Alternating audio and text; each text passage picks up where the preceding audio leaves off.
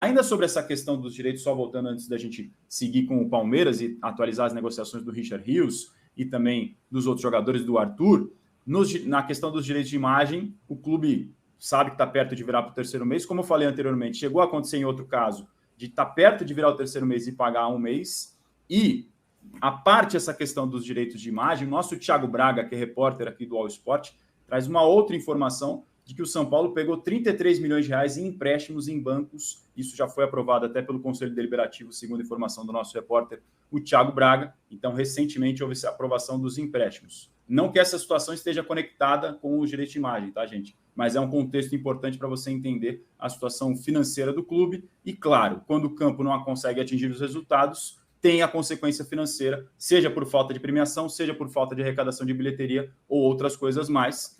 O ponto é o que o PVC citou anteriormente, né? Não dá para você contar com uma coisa para depender da outra no quesito de pagamento mensal dos jogadores. É a questão de você ter contato. O São Paulo não está justificando, né? As pessoas com quem eu conversei não justificam nada, não tem justificativa atraso de salário.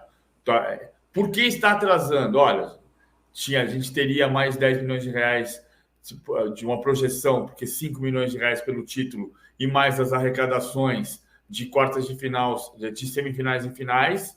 Então, seriam 3 jogos, arrecadação de 3 jogos, e 50% de cada uma, né? Porque a renda é dividida no Campeonato Paulista, e mais a premiação da Copa Sul-Americana. Se tivesse o título da Copa Sul-Americana, seria um dinheiro que também o São Paulo teria contado, a situação estaria diferente.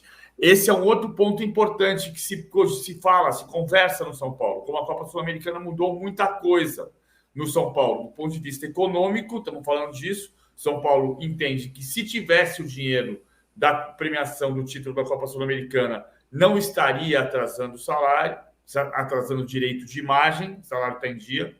E aí, de novo, ninguém está justificando, apenas tentando dizer, olha, se tivesse tal dinheiro, não teria acontecido esse atraso.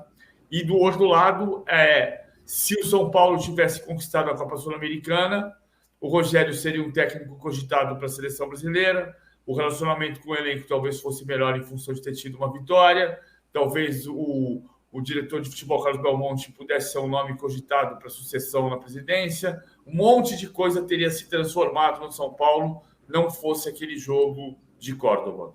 Que é o que, na época, inclusive, eu estava lá na Argentina fazendo a cobertura, fiz uma pergunta para o Rogério na entrevista coletiva sobre o que significava aquele jogo. O Rogério definiu, acho que de uma maneira muito feliz. Ele falou, são 90 minutos que definem 2 anos, porque era o ano anterior, de 2022, terminar com esse selo do título, e o de 23 pela grana, parte financeira de tudo isso que o PVC detalhou, que para além de ter perdido a Sul-Americana, que é um título, isso é o mais importante para um clube de futebol, você deixou de ganhar 5 milhões de dólares como campeão da competição, que dava cerca de 27 milhões na época, deixou de ir para a fase de grupos da Libertadores, que representa uma premiação importante, jogo a jogo, além do ponto de vista de bilheteria, e deixou de disputar a Recopa Sul-Americana contra o Flamengo, campeão da Libertadores, o que também renderia mais premiação e mais dinheiro de bilheteria. Então, o bolo dessa grana, a conta chega agora com esse atraso dos direitos de imagem, não uma coisa somente ligada à outra, como o PVC bem explicou, mas também ajuda a entender o contexto